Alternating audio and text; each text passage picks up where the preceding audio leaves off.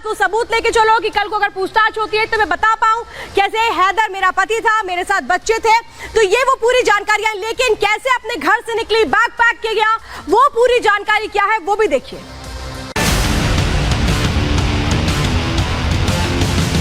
तो एक प्लानिंग थी कि अब तो भारत पहुंचना है।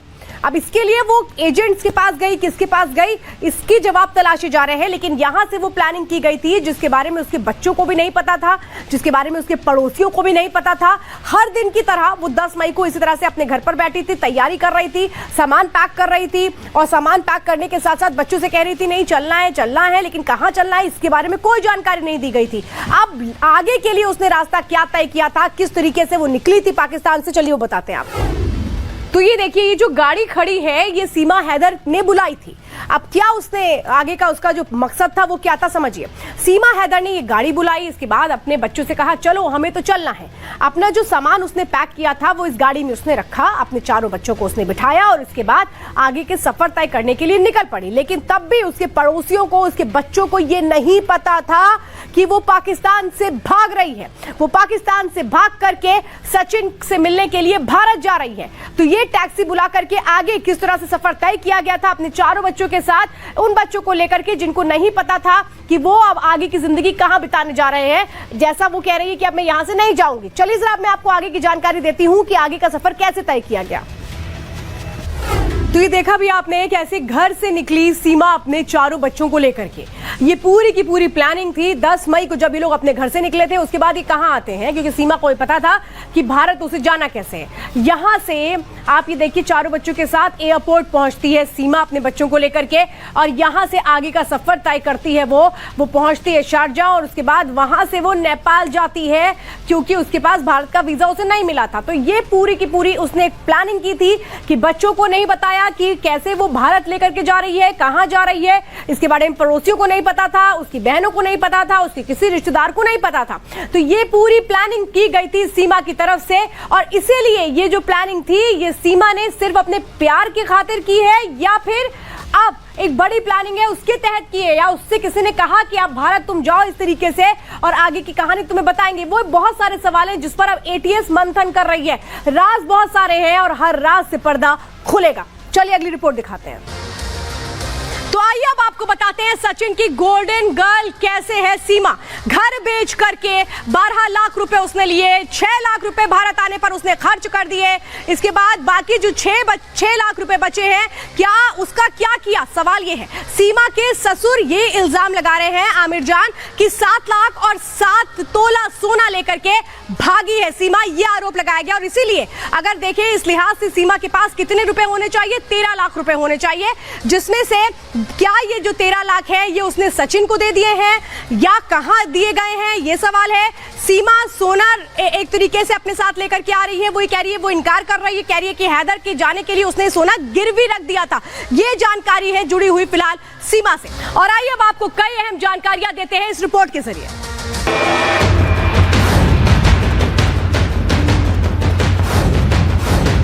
रबुपुरा का ये वो मकान है जिसे हिंदुस्तान की धरती पर कदम रखने के बाद सीमा ने अपना ठिकाना बनाया है। ये वही घर है जिसमें उसने 50 दिन तक न केवल खाना बनाया बल्कि लोगों को अपने भ्रमजाल में फंसाकर रखा। किचन आप देख रहे हैं, तकरीबन 50 दिन तक इस किचन का इस्तेमाल सीमा ने किया है अपने बच्चों के लिए, सचिन के लिए खाना वाना बनाने के लिए। 1.5 महीने से ज्यादा वो इस घर में रही, लेकिन किसी को भी उसके पाकिस्तानी होने की भनक नहीं लगी। आखिर कैसे, ये समझ लीजिए। सचिन ने सीमा की आशियाने के लिए अपनी पहचान का इस्तेमाल किया। अपने घर से महज 1.5 किलोमीटर की दूरी पर किराए का घर लिया। जानकार होने की वजह से सचिन से ज्यादा पूछताछ नहीं की गई। इसका फायदा उठाकर वो सीमा को छिपाने में कामयाब रहा। 30 जून को सीमा इस घर से फरार हुई थी। अब तक लोगों को उसके बारे में कुछ नहीं पता था। उसके पाकिस्तानी होने की जानकारी भी मीडिया के जरिए लगी। वो शायद 1.5 महीने रही थी, 50 दिन रही थी यहाँ पर। पाकिस्तान के बारे में नहीं बताया था उनने, मगर जो सचिन था उनने अपनी आईडी प्रूफ दिए थे यहाँ पर। और तो अवैध प्रवासी अधिनियम क्या कहता है, क्योंकि सीमा हैदर जिस तरह से अवैध तरीके से भारत में घुसी है, इसके बाद क्या होगा समझिए। भारत में सीमा हैदर अवैध प्रवासी है। अवैध तरीके से भारत में आई है सीमा हैदर, नेपाल से जिस तरह से वो आई है बिना वीजा किसी ऐसे डॉक्यूमेंट्स के जरिए जो लीगल नहीं है, अवैध तरीके से, अब आने पर आगे क्या होगा? वीजा के बिना भारत में एंट्री सीमा कर चुकी है। अब आगे समझिए, बिना धर्मांतरण सचिन से शादी संभव है। जो अवैध प्रवासी अधिनियम है वो मैं बता रही हूं, हिंदू धर्म अपनाने पर भी शादी हो सकती है। अगर वो धर्म परिवर्तन करती है, हिंदू धर्म अपनाती है, तो भी उसके लिए रास्ते खुले हैं। सीमा को नहीं मिल सकती है नागरिकता, ये बहुत अहम पॉइंट मैं बता रही हूं, क्योंकि वो अवैध प्रवासी है। कोर्ट की इजाजत के बिना देश नहीं छोड़ सकती है सीमा, कहीं नहीं जा सकती है सीमा। पते में बदलाव की जानकारी अदालत को देनी होगी अगर वो कहीं भी बाहर जाती है, अगर कहीं किसी दूसरी जगह पर रहने के लिए वो जाती है। तो ये है अवैध प्रवासी अधिनियम, जो कहता है कि क्या वो तरीके हो सकते हैं अब जो एक्शन सीमा पर हो सकता है। अगली जानकारी आपको बताते हैं। तो आइए अब आपको बताते हैं क्या है काउंसलर एक्सेस, क्योंकि पाकिस्तान ने काउंसलर एक्सेस मांगा है, यानी पाकिस्तान की बेचैनी और हड़बड़ाहट देखिए। विदेश में कैद व्यक्ति की मदद का तरीका है। काउंसलर एक्सेस के पीछे की वजह क्या है ये जरा मैं बता रही हूं, क्योंकि पाकिस्तान ने फौरन समझ लिया कि मामला बड़ा हो सकता है, इसलिए उसने काउंसलर एक्सेस मांगा है। अपने देश के दूतावास से मिलने का मौका काउंसलर एक्सेस देता है, ये मैं आपको बड़ी जानकारी दे रही हूं। काउंसलर एक्सेस में आगे क्या होता है ये भी आप समझिए। काउंसलर एक्सेस में सीधे वो शख्स बात करता है उस देश से जहां पर उसको लेकर के सवाल जवाब होते हैं। काउंसलर एक्सेस के जरिए आमने सामने बात हो सकती है, जो एक देश के अधिकारी दूसरे देश के अधिकारी की मौजूदगी में ये बातचीत होती है। तो ये होता है काउंसलर एक्सेस।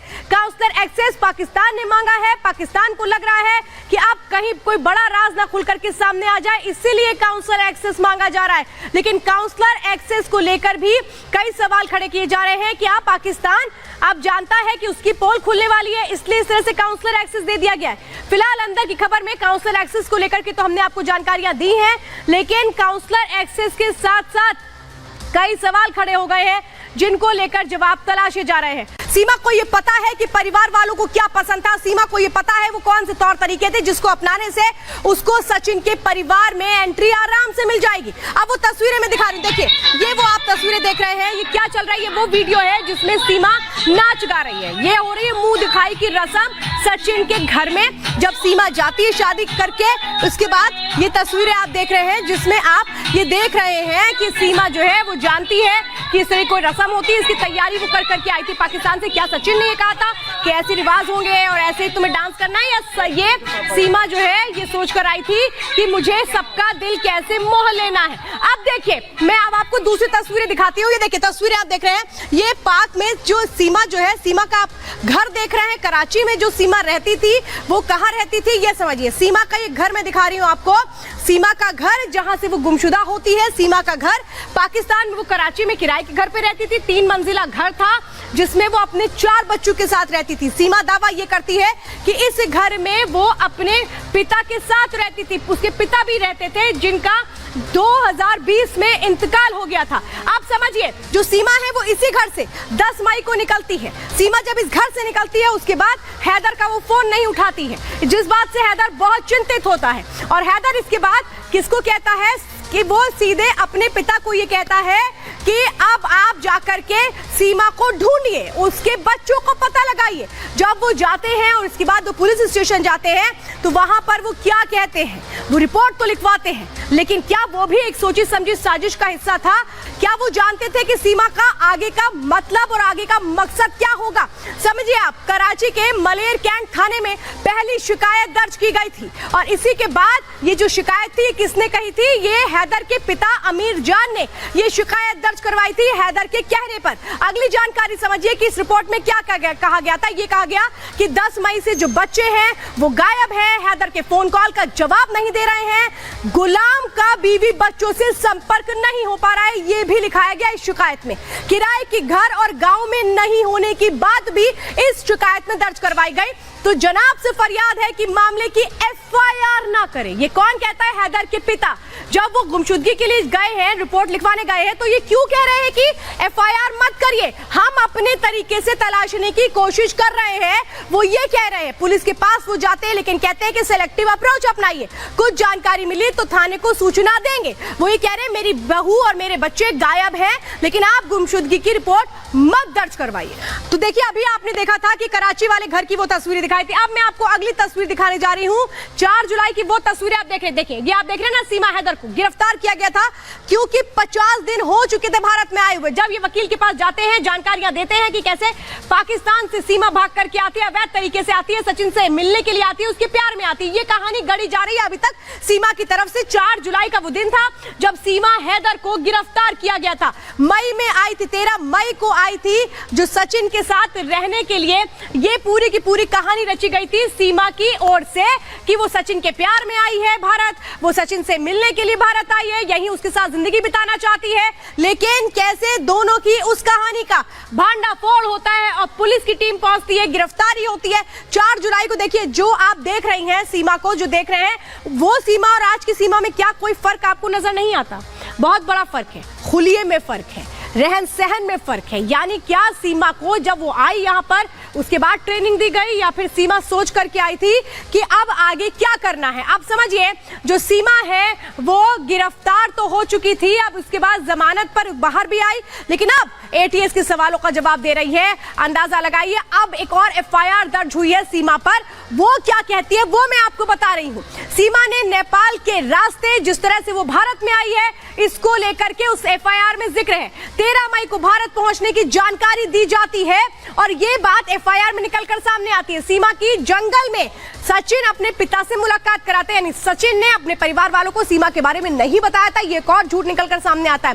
तौर तरीके, रीति रिवाज अगर अपना लोगी तो फिर सचिन से तुम्हारी शादी करा देंगे। ये किसने कहा था? नेत्रपाल, जो पिता है सचिन के, उन्होंने कहा था। सीमा की शादी के लिए हामी भरी गई, राजी हुए नेत्रपाल जो सचिन के पिता हैं। 30 जून को शादी के लिए बुलंदशहर कोर्ट गए। वहां पे इन्होंने कहा कि हमने वकील से बात कर ली है, इसीलिए गए। वकील ने शादी के लिए इनको कहा कि आप तो पाकिस्तान की है, शादी नहीं हो सकती, और उसी के बाद पुलिस में वो जानकारी दी गई थी। अब जो एफआईआर निकलकर सामने आ रही है उसमें यही कहा गया कि कैसे इन्होंने भागने की भी कोशिश की थी। सोचिए, वो फोन जो बरामद किए गए हैं, टूटे फोन बरामद किए गए हैं। वकील ने कहा आपकी शादी हम नहीं करा सकते हैं, फोन बरामद कर लिए गए। 3 मोबाइल बरामद किए गए जिसमें अलग अलग सिम कार्ड का इस्तेमाल किया गया था, कहां कहां इनसे कॉल की गई थी, इसके बारे में भी जानकारी हासिल की जाएगी। और चलिए, अब मैं बड़ी जानकारी एक और आपको देती हूं और ये बताती हूं कि अब एटीएस की रडार पर जब सीमा पहुंच चुकी है, सीमा को जब एटीएस अपने साथ लेकर के जाती है तो उसका आधार क्या होता है ये मैं अब आपको बता रही हूं। ये देखिए, तस्वीरें आप देख रहे हैं, ये सीमा से अब एटीएस पूछताछ कर रही है। कल 8 घंटे तक पूछताछ हुई थी। एटीएस को भी शक है कि जिस तरह से सीमा एक के बाद एक बयान बदल रही है। देखिए, ये आप देख रहे हैं, जो पूरी की पूरी टीम पहुंची। ये कहा गया कि कुछ देर तक तो सीमा के परिवार वालों ने दरवाजा नहीं खोला। इसके बाद सीमा, सचिन और सचिन के पिता को लेकर के एटीएस की टीम जाती है, पूछताछ की जाती है, एक के बाद एक सवाल जवाब किए जाते हैं। 8 घंटे तक पूछताछ की जाती है। एटीएस खुद मान रही है कि बेहद शातिर और चालाक है सीमा। एक के बाद एक जवाब वो देती चली जा रही है। सीमा से राज उगलवाना बड़ी चुनौती है एटीएस के सामने। एटीएस इस बात को मान रही है, लेकिन एटीएस से कैसे सच का सामना अब करना पड़ेगा? एटीएस के वो सवाल जो पूछे जा रहे हैं, दागे जा रहे हैं, उनके एक एक कर जवाब देने होंगे सीमा हैदर को। क्या सीमा को भेजा गया? क्या सीमा एक सोची समझी साजिश के तहत आई है? क्या सीमा के जरिए किसी बहुत बड़े प्लान को एग्जीक्यूट किया जाएगा? आज यही वो सवाल है जिनके जवाब एटीएस अपनी पूछताछ में तलाश रही है, और इसीलिए ये बात हो रही है कि जो सीमा है उसका मकसद क्या है। लेकिन एटीएस की एंट्री इस मामले में हो जाना, यानी कि ये बहुत कुछ इशारा इस तरफ करता है कि बहुत सारे ऐसे सबूत मिल चुके हैं क्या अब एटीएस को, जिसके जरिए जो एटीएस है वो उस सुराग तक पहुंचने की कोशिश कर रही है कि सवाल जवाब के जरिए उस राज तक पहुंचा जाए जो सीमा क्या अपने अंदर दबाए और छुपाए बैठी है। अब सवाल, सचिन से संपर्क कैसे हुआ? जवाब क्या देती है सीमा? पबजी के जरिए गेम खेलते हुए ये संपर्क हुआ। इसके बाद सवाल किया गया एटीएस की तरफ से, सचिन से पहले भी क्या किसी से संपर्क हुआ? इसके जवाब में कहा गया कुछ लोगों से संपर्क हुआ है। अब अगला सवाल ये किया गया, गेमिंग ऐप के जरिए किससे जुड़ी हो? दिल्ली एनसीआर के लोगों से भी जुड़ने की कोशिश की गई, ये सीमा की तरफ से जवाब दिया गया। अगला सवाल आता है, भारत में आने में किसने मदद की है? जिस पर सीमा हैदर बेहद नपातुला जवाब देती है, रटा रटाया जवाब देती है, जो अभी तक मीडिया के सामने वो कहती आ रही थी। भारत में आने में किसने मदद की है? वो ये कि पहले उसने कहा कि मुझे नहीं पता, किसी ने मेरी मदद की है, और इसके बाद उसने इसका जवाब दिया कि एक ट्रैवल एजेंट ने मेरी मदद की। इसके बाद कहा गया इंग्लिश पढ़ सकती हो? तो पहले तो उसने कहा इंग्लिश आती नहीं है, उसके बाद फर्राटेदार इंग्लिश उसने बोलना शुरू किया। उसने ये पूछा गया भारत में आने के लिए आपने पैसे कहां से जुटाए? तो उसने कहा कराची कराची में अपना घर बेचा और वो पैसे उसके जरिए वो भारत पहुंची है। जो बातें वो कहती आ रही है, इससे जुड़ी एक रिपोर्ट भी आपको दिखाते हैं। व्हाट्सएप का डेटा डिलीट क्यों किया? ट्रैवल एजेंट का हकीकत क्या है? बाइट क्या है?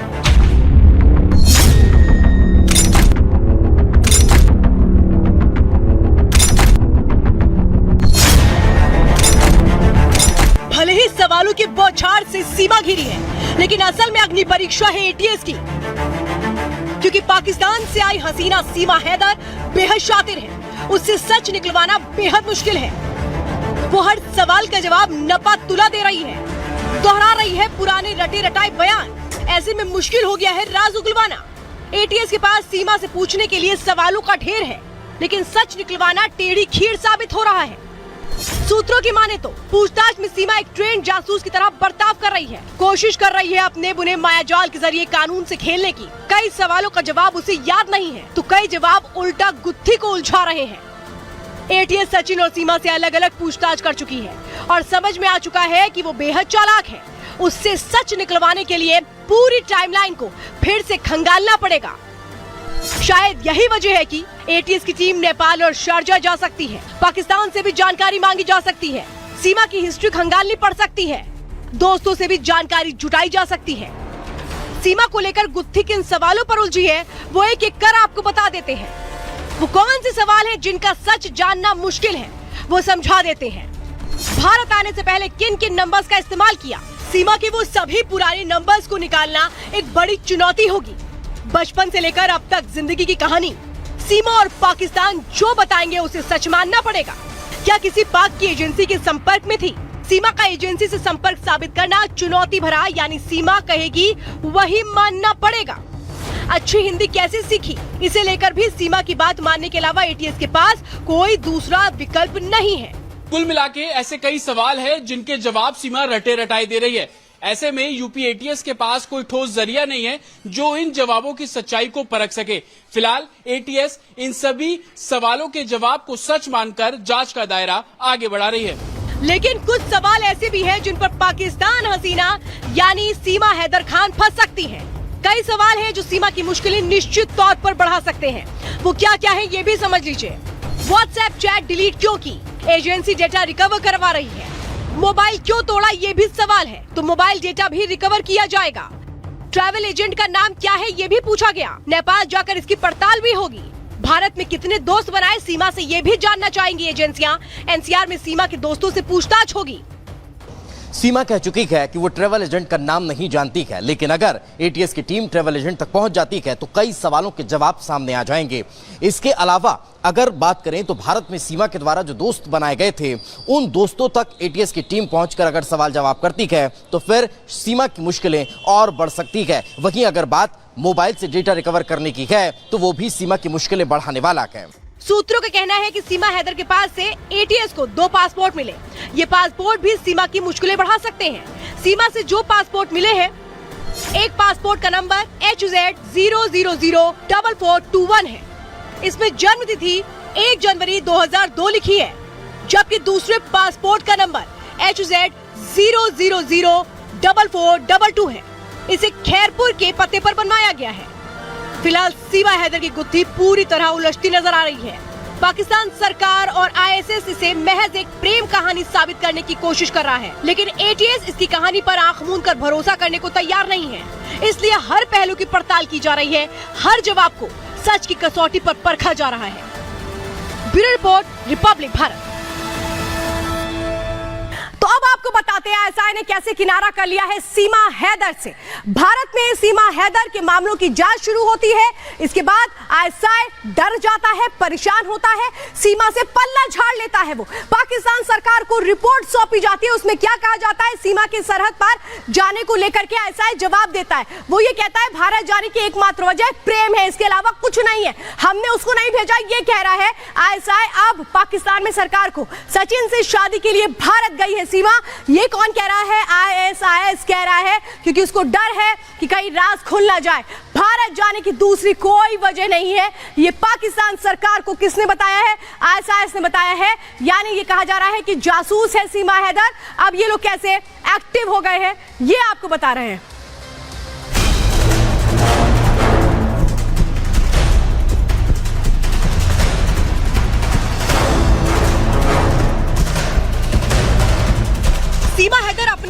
जाल में फंसती जा रही है। सचिन से बेइंतहा प्यार का हवाला दे रही सीमा की पोल खुलती जा रही है। उस पर शक की सुई 360 डिग्री घूम रही है। सीमा पर यूपी एटीएस ने शिकंजा कस दिया है। 2 दिन से उससे पूछताछ हो रही है। सीमा इतनी शातिर है कि किसी भी सवाल का जवाब सीधा नहीं दे रही। एटीएस कहते हैं आखिर सीमा ने पाकिस्तान के सिम कार्ड को क्यों तोड़ दिया, और तोड़ा तो कब तोड़ा? सिम कार्ड तोड़ने का मतलब सीमा कुछ बड़ा छिपा रही है। सवाल ये भी कि सीमा को भारत आते ही 3 सिम लेने की जरूरत क्यों पड़ी? सिम कार्ड किसके पहचान पत्र पर लिए? सीमा सचिन के लिए इंडिया आई है तो उसे 3 सिम से क्या करना था?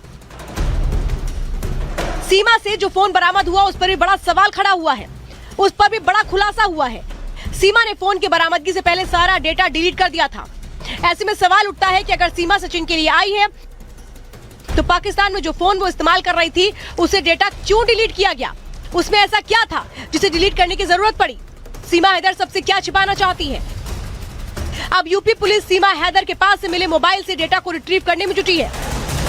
जांच के दौरान पता चला है कि फोन से कई चैट्स भी डिलीट की गई हैं, जिन्हें अब रिकवर किया जा रहा है। सीमा के 4 मोबाइल फोन रखने पर जासूसी का संदेह बढ़ता जा रहा है।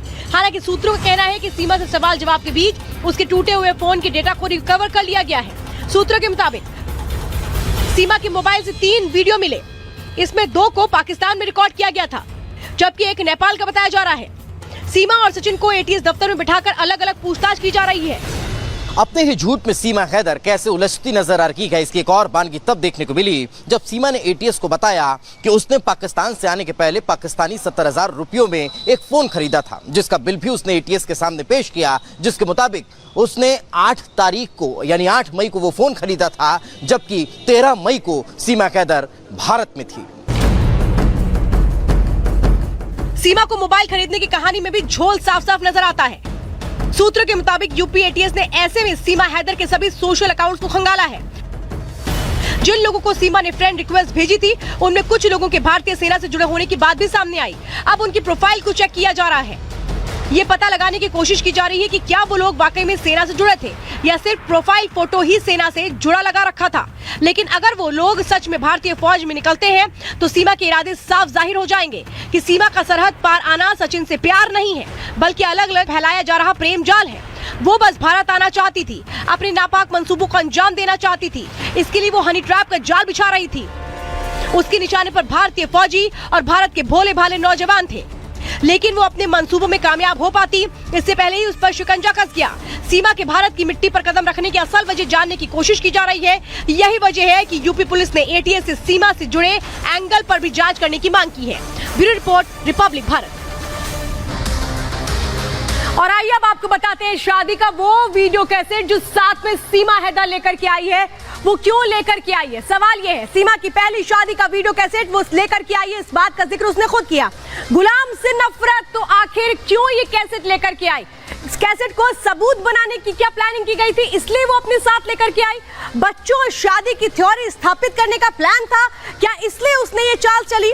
क्या जासूसी केस की जांच का पहले से उसे डर था, इसलिए सबूत अपने साथ लेकर के आई? बचने के लिए बैकग्राउंड स्टोरी बनाने का क्या ये एक तरीका हो सकता है, और इसीलिए कोशिशें की गई कि अपने साथ वो सबूत लेके चलो कि कल को अगर पूछताछ होती है तो मैं बता पाऊं कैसे हैदर मेरा पति था, मेरे साथ बच्चे थे।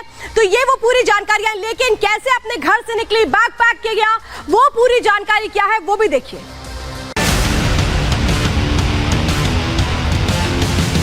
तो ये इस वक्त जहां पर हम मौजूद हैं, ये है सीमा हैदर का कराची वाला वो घर जहां वो अपने 4 बच्चों के साथ रहती थी। 2022 तक पिता भी साथ रहते थे, लेकिन 2022 में पिता का इंतकाल हो गया। इसके बाद जो सीमा हैदर है वो अपने इन 4 छोटे बच्चों के साथ इसी घर में रहती थी। अब उसकी प्लानिंग चल रही थी मार्च में, जब उसने सचिन से शादी की नेपाल में, जैसा वो दावा करती है। उसके बाद क्या प्लानिंग थी कि अब तो भारत पहुंचना है।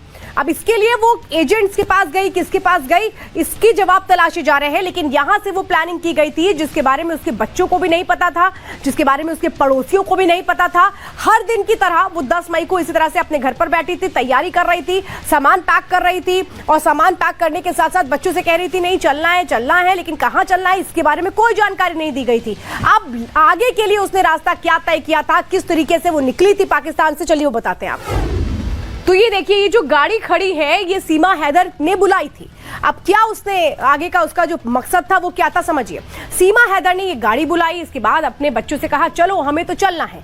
अपना जो सामान उसने पैक किया था वो इस गाड़ी में उसने रखा, अपने चारों बच्चों को उसने बिठाया और उसके बाद आगे के सफर तय करने के लिए निकल पड़ी। लेकिन तब भी उसके पड़ोसियों को, उसके बच्चों को ये नहीं पता था कि वो पाकिस्तान से भाग रही है। वो पाकिस्तान से भाग करके सचिन से मिलने के लिए भारत जा रही है। तो ये टैक्सी बुला करके आगे किस तरह से सफर तय किया गया था अपने चारों बच्चों के साथ, उन बच्चों को लेकर के जिनको नहीं पता था कि वो अब आगे की जिंदगी कहां बिताने जा रहे हैं। जैसा वो कह रही है कि अब मैं यहां से नहीं जाऊंगी। चलिए जरा मैं आपको आगे की जानकारी देती हूं कि आगे का सफर कैसे तय किया गया। तो ये देखा भी आपने कैसे घर से निकली सीमा अपने चारों बच्चों को लेकर के। ये पूरी की पूरी प्लानिंग थी। 10 मई को जब ये लोग अपने घर से निकले थे, उसके बाद ये कहां आते हैं, क्योंकि सीमा को पता था कि भारत उसे जाना कैसे है। यहां से आप ये देखिए चारों बच्चों के साथ एयरपोर्ट पहुंचती है सीमा अपने बच्चों को लेकर के, और यहां से आगे का सफर तय करती है। वो पहुंचती है शारजाह और उसके बाद वहां से वो नेपाल जाती है, क्योंकि उसके पास भारत का वीजा उसे नहीं मिला था। तो ये पूरी की पूरी उसने एक प्लानिंग की थी कि बच्चों को नहीं बताया कि कैसे वो भारत लेकर के जा रही है, कहां जा रही है। इसके बारे में पड़ोसियों को नहीं पता था, उसकी बहनों को नहीं पता था, उसके किसी रिश्तेदार को नहीं पता था। तो ये पूरी प्लानिंग की गई थी सीमा की तरफ से, और इसीलिए ये जो प्लानिंग थी ये सीमा ने सिर्फ अपने प्यार की खातिर की है, या फिर अब एक बड़ी प्लानिंग है उसके तहत की है, या उससे किसी ने कहा कि आप भारत तुम जाओ इस तरीके से और आगे की कहानी तुम्हें बताएंगे। वो बहुत सारे सवाल हैं जिस पर अब एटीएस मंथन कर रही है। राज बहुत सारे हैं और हर राज से पर्दा खुलेगा। चलिए अगली रिपोर्ट दिखाते हैं। तो आइए अब आपको बताते हैं सचिन की गोल्डन गर्ल कैसे है सीमा। घर बेच करके 12 लाख रुपए उसने लिए, 6 लाख रुपए भारत आने पर उसने खर्च कर दिए। इसके बाद बाकी जो 6 लाख रुपए बचे हैं, क्या उसका क्या किया, सवाल ये है। सीमा के ससुर ये इल्जाम लगा रहे हैं आमिर जान कि 7 लाख और 7 तोला सोना लेकर के भागी है सीमा, ये आरोप लगाया गया। और इसीलिए अगर देखें इस लिहाज से सीमा के पास कितने रुपए होने चाहिए, 13 लाख रुपए होने चाहिए, जिसमें से क्या ये जो 13 लाख है ये उसने सचिन को दे दिए हैं या कहां दिए गए हैं, ये सवाल है। सीमा सोना एक तरीके से अपने साथ लेकर के आ रही है, वो कह रही है, वो इनकार कर रही है, कह रही है कि हैदर के जाने के लिए उसने सोना गिरवी रख दिया था। ये जानकारी है जुड़ी हुई फिलहाल सीमा से। और आइए अब आपको कई अहम जानकारियां देते हैं इस रिपोर्ट के जरिए।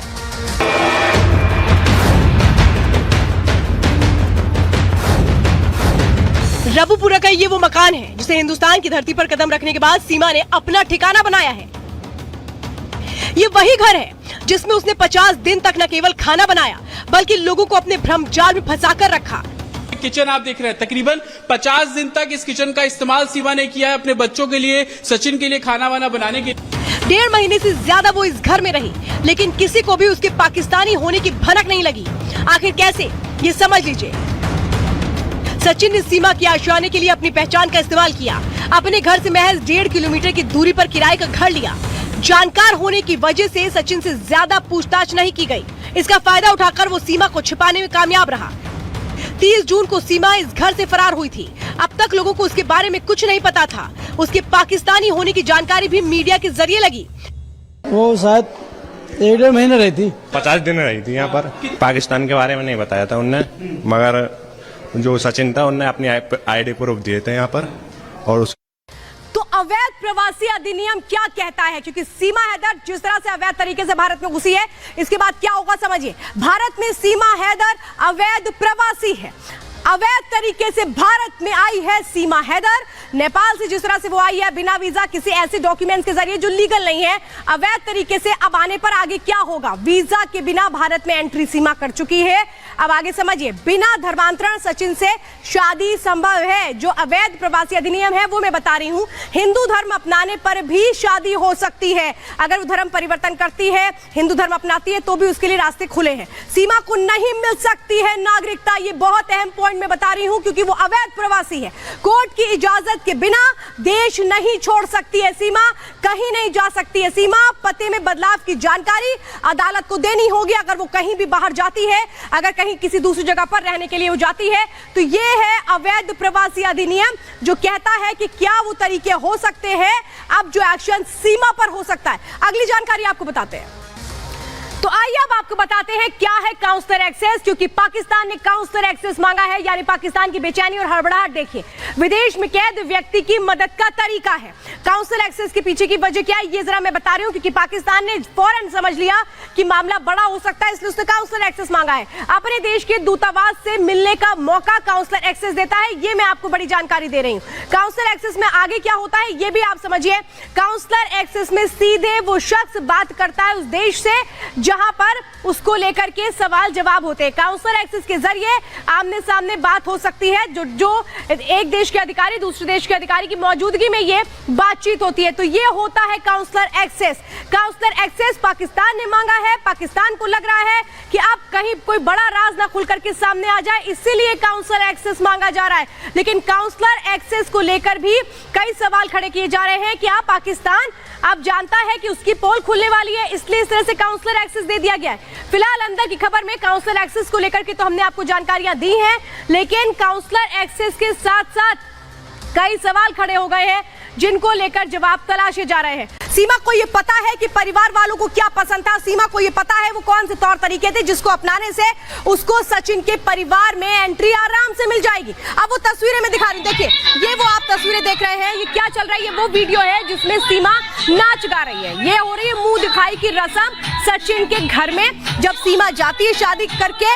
उसके बाद ये तस्वीरें आप देख रहे हैं जिसमें आप ये देख रहे हैं कि सीमा जो है वो जानती है कि इस तरह कोई रस्म होती है, इसकी तैयारी वो कर करके आई थी पाकिस्तान से। क्या सचिन ने ये कहा था कि ऐसे रिवाज होंगे और ऐसे ही तुम्हें डांस करना है, या ये सीमा जो है ये सोच कर आई थी कि मुझे सबका दिल कैसे मोह लेना है। अब देखिए मैं अब आपको दूसरी तस्वीरें दिखाती हूँ। ये देखिए तस्वीरें आप देख रहे हैं, ये पाक में जो सीमा जो है, सीमा का आप घर देख रहे हैं। कराची में जो सीमा रहती थी वो कहाँ रहती थी ये समझिए। सीमा का ये घर मैं दिखा रही हूँ आपको, सीमा का घर जहां से वो गुमशुदा होती है। सीमा का घर पाकिस्तान में, वो कराची में किराए के घर पे रहती थी। 3 मंजिला घर था जिसमें वो अपने 4 बच्चों के साथ रहती थी। सीमा दावा ये करती है कि इस घर में वो अपने पिता के साथ रहती थी। उसके पिता भी रहते थे जिनका 2020 में इंतकाल हो गया था। आप समझिए जो सीमा है वो इसी घर से 10 मई को निकलती है। सीमा जब इस घर से निकलती है उसके बाद हैदर का वो फोन नहीं उठाती है, जिस बात से हैदर बहुत चिंतित होता है।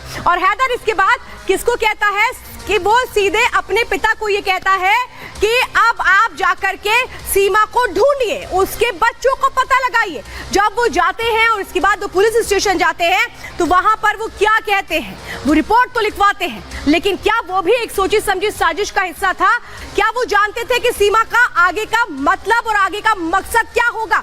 समझिए आप, कराची के मलेर कैंट थाने में पहली शिकायत दर्ज की गई थी और इसी के बाद ये जो शिकायत थी किसने कही थी? ये हैदर के पिता अमीर जान ने ये शिकायत दर्ज करवाई थी हैदर के कहने पर। अगली जानकारी समझिए कि इस रिपोर्ट में क्या कहा गया था। ये कहा गया कि 10 मई से जो बच्चे हैं वो गायब हैं, हैदर के फोन कॉल का जवाब नहीं दे रहे हैं, गुलाम का बीवी बच्चों से संपर्क नहीं हो पा रहा है, ये भी लिखाया गया इस शिकायत में। किराए के घर और गांव में नहीं होने की बात भी इस शिकायत में दर्ज करवाई गई। तो जनाब से फरियाद है कि मामले की एफआईआर ना करें। ये कौन कहता है? हैदर के पिता। जब वो गुमशुदगी के लिए गए हैं, रिपोर्ट लिखवाने गए हैं, तो ये क्यों कह रहे हैं कि एफआईआर मत करिए, हम अपने तरीके से तलाशने की कोशिश कर रहे हैं? वो ये कह रहे हैं। पुलिस के पास वो जाते हैं लेकिन कहते हैं कि सिलेक्टिव अप्रोच अपनाइए, कुछ जानकारी मिली तो थाने को सूचना देंगे। वो ये कह रहे हैं मेरी बहू और मेरे बच्चे गायब हैं, लेकिन आप गुमशुदगी की रिपोर्ट मत दर्ज करवाइए। तो देखिए अभी आपने देखा था कि कराची वाले घर की वो तस्वीरें दिखाई थी। अब मैं आपको अगली तस्वीर दिखाने जा रही हूँ। 4 जुलाई की वो तस्वीरें आप देख रहे हैं। देखिए ये आप देख रहे हैं ना, सीमा हैदर को गिरफ्तार किया गया।